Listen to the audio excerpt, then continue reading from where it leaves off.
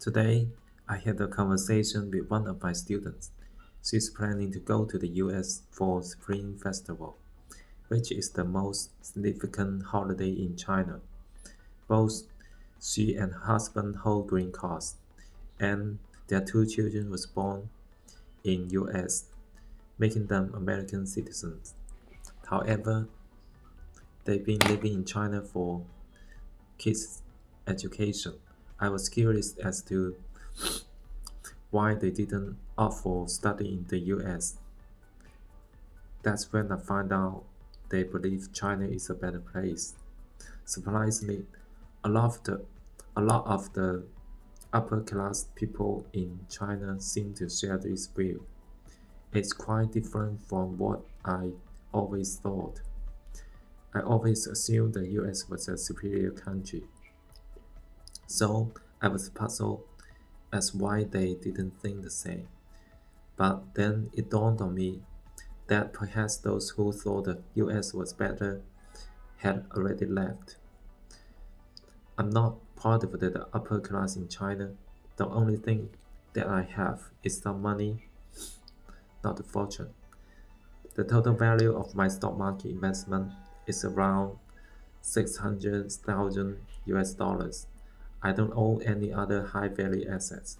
I don't even own a car. It's not that I can't afford one, but just not practical in this big city. I live in the downtown area, and there aren't enough parking space in my community. In our neighborhood, the ratio of parking space household is 1 to 0.4, meaning that less than 1 in every 2 households can park a car. I'm considering immigrating, particular to US. It's not because I think the US is better than other places. In fact, I believe many countries like Japan, Sweden, and numerous European countries are much better. But the reason I'm drawn to the US is that it's an immigrant friendly country. In other places, even if they are great, there may not be many people from my homeland. It just feels more comfortable to be around people of the same ethnicity.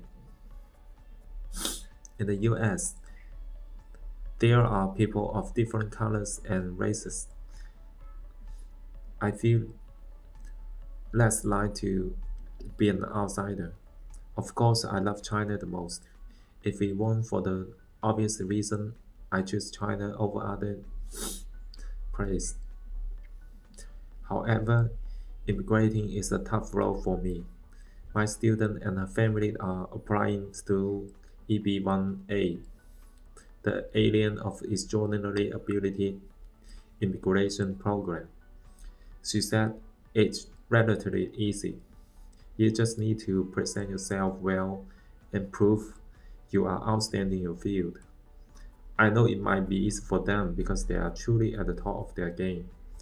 But what can an ordinary person like me do to apply for EB1A? I guess the answer is self-improvement, but time is not on my side. I'm 37 years old. I really need to make every day count. I'm a badminton coach now, but I was never the famous athlete. At my age, winning medals seems like an impossible task, and it's also difficult to develop a great training center because all the attention usually go to well-known athletes. So I think this route is blocked. Being a badminton coach is just a way for me to pay the bills. I don't even expect to make some saving from it. Actually, I made my money through stock market. I start with the I started with a small amount and now I have like $600,000 in total.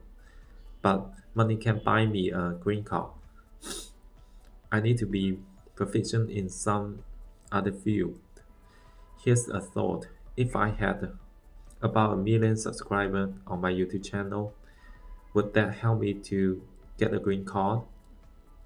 If that doesn't work, I'm thinking about writing a book. I'm actually in the process of writing my first fiction. One of my friends has been an amateur writer for over 10 years. I know many people, especially housewives, who have a lot of free time and like to write. It seems like a low barrier profession, but it's a huge challenge to make a living from it.